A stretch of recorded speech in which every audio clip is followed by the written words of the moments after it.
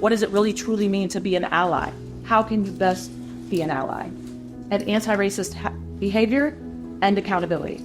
We're talking about systems of accountability, how to create them in the workplace. We're talking about how can we work with our colleagues to identify systems and applications within your organization. And we're leveraging the power of coalition to move racial equity forward, specifically for the Department of Human Services. I'm a retired public school social studies teacher. I taught first at Wakefield High School, and I taught world history in the 9th grade. It wasn't long before I discovered that I had Black and Latino students in my classes who knew all the material, could discuss it, couldn't write an essay. So therefore, they couldn't succeed in history class. And I just had to ask, why? How does this happen? This is a school system that has plenty of money. I have colleagues in elementary school who are very good teachers. What's going on here? And that began kind of a process for me of asking questions. One of my Black colleagues said to me, well, it's probably true that many of those teachers whom these kids encountered in elementary school don't have very high expectations for Black students. And that was kind of one of those big aha moments for me, that racism isn't just what I thought it was as a kid or in my father's house, which is individual acts of discrimination, of rudeness. I felt like conversations with individuals about this could be a way to undo the system, to disrupt racism. Those experiences are really the things that brought me to work on challenging racism through conversations with parents. She had not only the courage to say yes, she had the persistence to say, this must happen, and I'm not going to stop talking about it.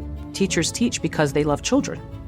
And when you're looking at children not succeeding and you're trying to figure out why, you do something about it. And there's a group of, we called them the Founding Mothers, 6 of them, and they worked very hard. They put together a board, they put together a corporation, they got a tax ID number, they started to raise money.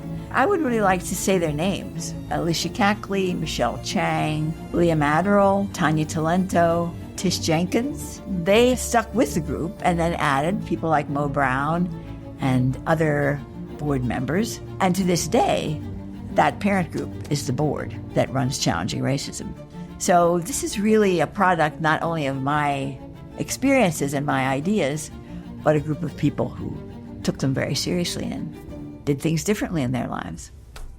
We've assisted local theater groups here with specific training, things that they felt they needed that had to do with race and racism. We've done training for the National Education Association, the state board of an association. If you start offering your services outside of the context of the public schools, there are people who will use them and have done so.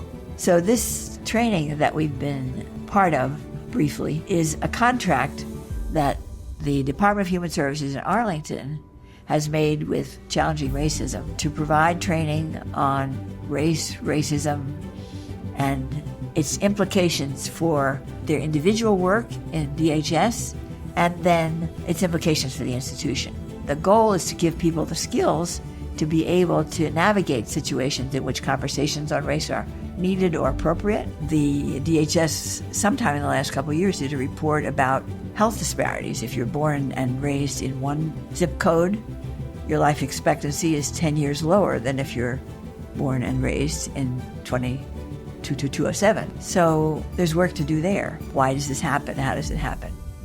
Would money change it? What are the things that we could do that would make a difference? What the Spirit of Community Award means for me, I think, is a very, very welcome acknowledgement of the importance of this work.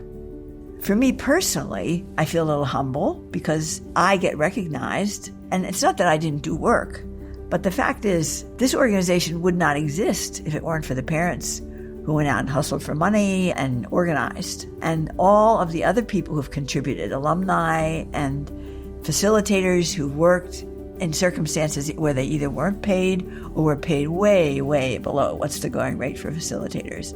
So there's this large community of people who make something like Challenging Racism happen. So it isn't only about me. The more people pay attention, the more conversations there are, the more that changes. The more the possibility is to disrupt racism here in Arlington and in other places. Marty had the courage to say yes. Where many others, especially BIPOC people, had said yes, they may not have had a voice at the table. They've always say, your generation, you have to be ready. You have to be ready to hold the baton. And that is our responsibility. Our responsibility is to continue the work so that everyone, especially our youth, are inspired, they're empowered, they're equipped, and that they have full agency to take hold of the baton and go with whatever direction they feel fits the needs of the world at the time.